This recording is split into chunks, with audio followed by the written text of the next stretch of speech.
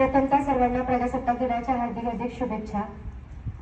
खरं तर लहान असल्यापासून या प्रांगणामध्ये खेळले मी, इथेच राहते मी, त्याच्यामुळे इथे खेळणं मला वाटलं सगळं। आणि आज खूप अभिमानाचं वाटतं की ज्या ठिकाणी खेळले, ज्या मंदिराच्या दारामध्ये येऊन सगळं खेळणं झालंय आणि त्याच ठिकाणी आज इथं ध्वजारोहण करण्याचा मान मिळालाय, ही माझ्यासाठी खूप अभिमानाची गोष्ट आहे।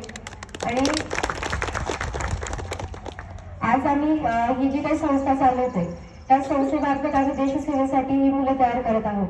खरं तर यांच्या आई वडिलांना खरं तर खूप मोठा मान दिला पाहिजे, कारण लहान वयामध्ये तुमच्या वयाची जी मुलं आहेत, यांच्या वयाची मुलं ही खेळतात, बागडतात, एन्जॉय करतात, फिरायला जातात, परंतु त्यांच्या आई वडिलांनी त्या मुलांना तो एन्जॉय न देता आपली मुलं देशसेवेमध्ये कशी जातील ह्याच्याकडे लक्ष देऊन त्या मुलांना इथं पाठवले।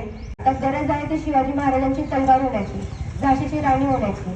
आता तुमच्या आई वडिलांनी तुमच्यासारख्या सगळ्या मुलींना इथे पाठवलेले आहे, तर स्वतःमध्ये आपल्यामध्ये कशी ती रणरागिणी आहे, कसं आपण झाशीच्या राणीसारखं काम करू शकतो।